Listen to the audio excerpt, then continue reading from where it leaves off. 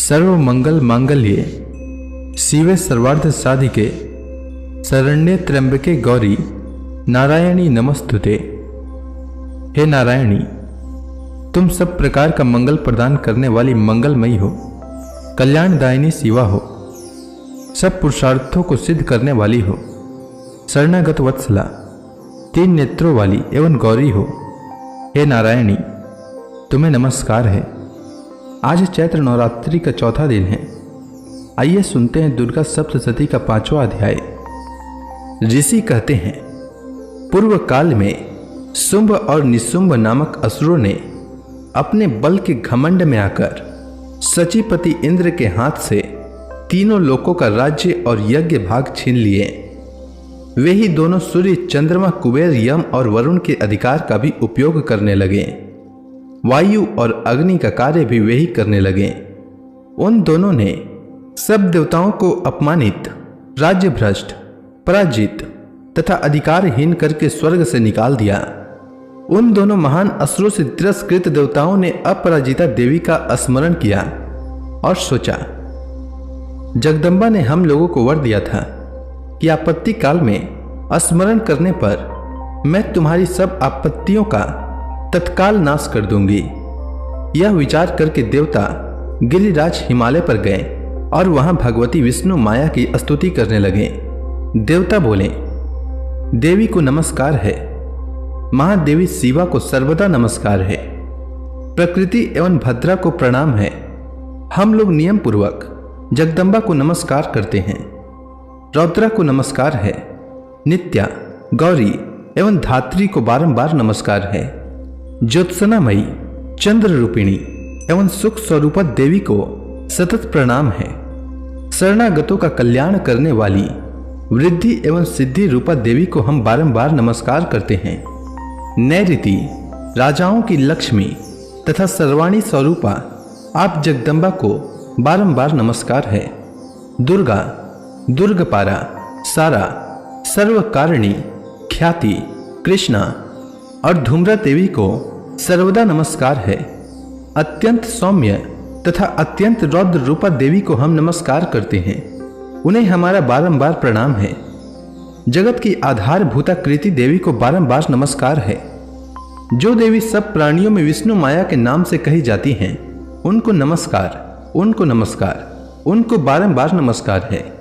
जो देवी सब प्राणियों में चेतना कहलाती हैं, उनको नमस्कार, उनको नमस्कार, उनको बारंबार नमस्कार है। जो देवी सब प्राणियों में बुद्धि रूप से स्थित हैं, उनको नमस्कार, उनको नमस्कार, उनको बारंबार नमस्कार है। जो देवी सब प्राणियों में निद्रा रूप से स्थित हैं, उनको नमस्कार, उनको नमस्कार, उनको बारंबार नमस्कार है। जो देवी सब प्राणियों में सुधा रूप से स्थित हैं, उनको नमस्कार, उनको नमस्कार, उनको बारंबार नमस्कार है। जो देवी सब प्राणियों में छाया रूप से स्थित हैं, उनको नमस्कार, उनको नमस्कार, उनको बारंबार नमस्कार है। जो देवी सब प्राणियों में शक्ति रूप से स्थित हैं, उनको नमस्कार, उनको नमस्कार, उनको बारंबार नमस्कार है। जो देवी सब प्राणियों में तृष्णा रूप से स्थित हैं, उनको नमस्कार, उनको नमस्कार, उनको बारंबार नमस्कार है। जो देवी सब प्राणियों में क्षमा रूप से स्थित हैं, उनको नमस्कार, उनको नमस्कार, उनको बारंबार नमस्कार है। जो देवी सब प्राणियों में जाति रूप से स्थित हैं, उनको नमस्कार, उनको नमस्कार, उनको बारंबार नमस्कार है। जो देवी सब प्राणियों में लज्जा रूप से स्थित हैं, उनको नमस्कार, उनको नमस्कार, उनको बारंबार नमस्कार है। जो देवी सब प्राणियों में शांति रूप से स्थित हैं, उनको नमस्कार, उनको नमस्कार, उनको बारंबार नमस्कार है। जो देवी सब प्राणियों में श्रद्धा रूप से स्थित हैं, उनको नमस्कार, उनको नमस्कार, उनको बारंबार नमस्कार है। जो देवी सब प्राणियों में कांति रूप से स्थित हैं, उनको नमस्कार, उनको नमस्कार, उनको बारंबार नमस्कार है। जो देवी सब प्राणियों में लक्ष्मी रूप से स्थित हैं, उनको नमस्कार, उनको नमस्कार, उनको बारंबार नमस्कार है। जो देवी सब प्राणियों में वृत्ति रूप से स्थित हैं, उनको नमस्कार, उनको नमस्कार, उनको बारंबार नमस्कार है।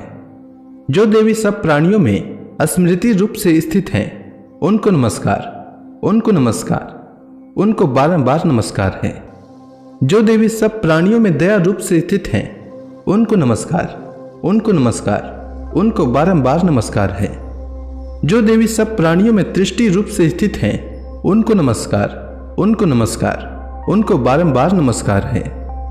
जो देवी सब प्राणियों में माता रूप से स्थित हैं, उनको नमस्कार, उनको नमस्कार, उनको बारंबार नमस्कार है। जो देवी सब प्राणियों में भ्रांति रूप से स्थित हैं, उनको नमस्कार, उनको नमस्कार, उनको बारंबार नमस्कार है। जो जीवों के इंद्रिय वर्ग की अधिष्ठात्री देवी एवं सब प्राणियों में सदा व्याप्त रहने वाली हैं, उन व्याप्ति देवी को बारंबार नमस्कार है। जो देवी चैतन्य रूप से इस संपूर्ण जगत को व्याप्त करके स्थित हैं, उनको नमस्कार, उनको नमस्कार, उनको बारंबार नमस्कार है। पूर्व काल में अपने अभीष्ट प्राप्ति होने से देवताओं ने जिनकी स्तुति की तथा देवराज इंद्र ने बहुत दिनों तक जिनका सेवन किया, वह कल्याणकारी साधना भूता ईश्वरी हमारा कल्याण और मंगल करें तथा सारी आपत्तियों का नाश कर डालें। उदंड दैत्यों से सताए हुए हम सभी देवता जिन परमेश्वरी को इस समय नमस्कार करते हैं तथा जो भक्ति से विनम्र पुरुषों द्वारा स्मरण की जाने पर तत्काल ही संपूर्ण विपत्तियों का नाश कर देती हैं, वे जगदम्बा हमारा संकट दूर करें। ऋषि कहते हैं, राजन, इस प्रकार जब देवता स्तुति कर रहे थे, उस समय पार्वती देवी गंगा जी के जल में स्नान करने के लिए वहां आई। उन सुंदर भावों वाली भगवती ने देवताओं से पूछा, आप लोग यहाँ किसकी स्तुति करते हैं? तब उन्हीं के शरीर कोश से प्रकट हुई शिवा देवी बोली, शुंभ दैत्य से तिरस्कृत और युद्ध में निशुंभ से पराजित हो यहाँ एकत्रित हुए ये समस्त देवता यह मेरी ही स्तुति कर रहे हैं। पार्वती जी के शरीर कोश से अंबिका का प्रादुर्भाव हुआ था, इसलिए वे समस्त लोकों में कौशिकी कही जाती हैं। कौशिकी के प्रकट होने के बाद पार्वती देवी का शरीर काले रंग का हो गया, अतः वे हिमालय पर रहने वाली कालिका देवी के नाम से विख्यात हुई।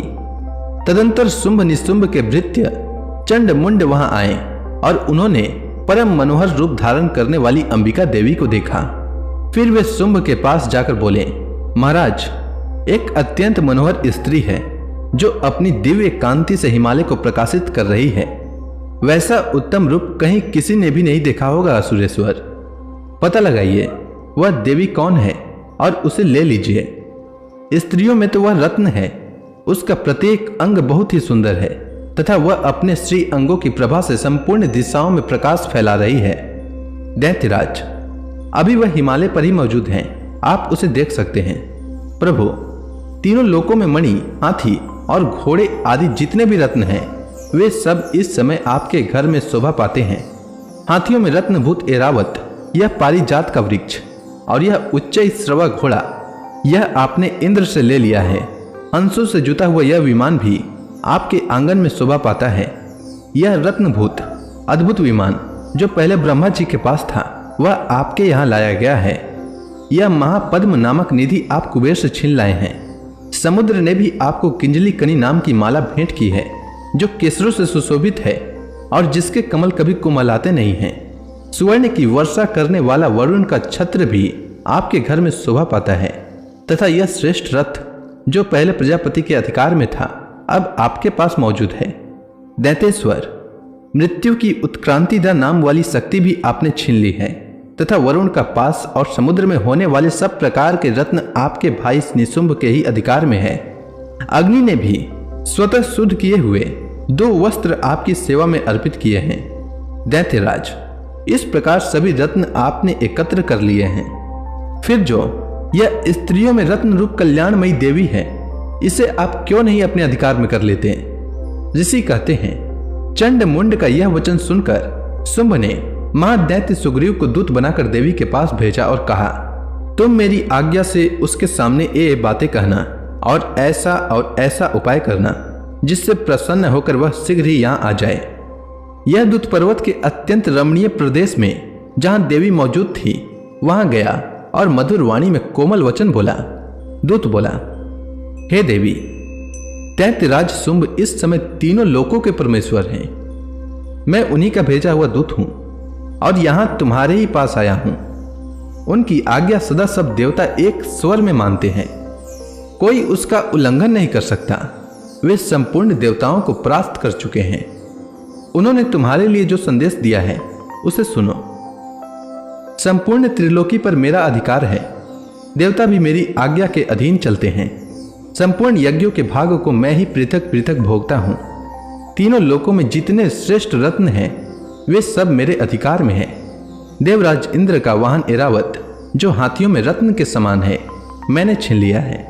क्षीर सागर का मंथन करने से जो अश्व रत्न उच्चैःश्रवा प्रकट हुआ था, उसे देवताओं ने मेरे पैरों पर पड़कर समर्पित किया है। सुंदरी, उनके सिवा और भी जितने रत्नभूत पदार्थ देवताओं, गंधर्वों और नागों के पास थे, वे सब मेरे ही पास आ गए हैं।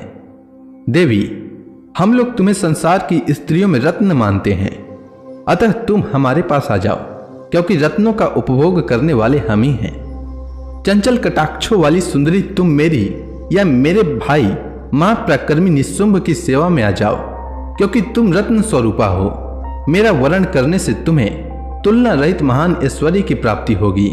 अपनी बुद्धि से यह विचार कर तुम मेरी पत्नी बन जाओ। ऋषि कहते हैं, दूत के यों कहने पर कल्याणमयी भगवती दुर्गा देवी, जो इस जगत को धारण करती हैं, मन ही मन गंभीर भाव से मुस्कुराई और इस प्रकार बोली। देवी ने कहा, दूत, तुमने सत्य कहा है, इसमें तनिक भी मिथ्या नहीं है। शुंभ तीनों लोकों का स्वामी है और निशुंभ भी उसी के समान पराक्रमी है, किंतु इस विषय में मैंने जो प्रतिज्ञा कर ली है उसे मिथ्या कैसे करूं? मैंने अपनी अल्प बुद्धि के कारण पहले से जो प्रतिज्ञा कर रखी है उसे सुनो। जो मुझे संग्राम में जीत लेगा, जो मेरे अभिमान को चूर्ण कर देगा तथा संसार में जो मेरे समान बलवान होगा, वही मेरा स्वामी होगा। इसलिए शुंभ अथवा महादैत्य निशुंभ स्वयं ही यहां पधारें और मुझे जीतकर शीघ्र ही मेरा पाणी ग्रहण कर ले। इसमें विलंब की क्या आवश्यकता है? दूत बोला, देवी, तुम घमंड से भरी हुई हो, मेरे सामने ऐसी बातें न करो। तीनों लोकों में कौन ऐसा पुरुष है जो शुंभ निशुंभ के सामने खड़ा हो सके? देवी, अन्य दैत्यों के सामने भी सारे देवता युद्ध में नहीं ठहर सकते, फिर तुम अकेली स्त्री होकर कैसे ठहर सकती हो? जिन शुंभ आदि दैत्यों के सामने इंद्र आदि सब देवता भी युद्ध में खड़े नहीं हुए, उनके सामने तुम स्त्री होकर कैसे जाओगी? इसलिए तुम मेरे ही कहने से शुंभ निशुंभ के पास चली चलो। ऐसा करने से तुम्हारे गौरव की रक्षा होगी, अन्यथा जब वे केस पकड़कर घसीटेंगे तब तुम्हें अपनी प्रतिष्ठा खोकर जाना पड़ेगा। देवी ने कहा, तुम्हारा कहना ठीक है, शुंभ बलवान है और निशुंभ भी बड़े पराक्रमी हैं, किंतु क्या करूं? मैंने पहले बिना सोचे समझे प्रतिज्ञा कर ली है, अतः अब तुम जाओ। मैंने तुमसे जो कुछ कहा है वह सब दैत्य राज से आदर पूर्वक कहना, फिर उन्हें जो उचित लगे वे वैसा ही करें। इस प्रकार श्री मार्कंडेय पुराण में सावर्णिक मनवंतर की कथा के अंतर्गत देवी महात्म्य में देवी दूत संवाद नामक 5वां अध्याय पूरा हुआ। अब आगे की कथा मैं कल लेकर आता हूं। तब तक के लिए दुर्गा महारानी का नाम लेते रहें। तो प्रेम से बोलिए दुर्गा महारानी की जय।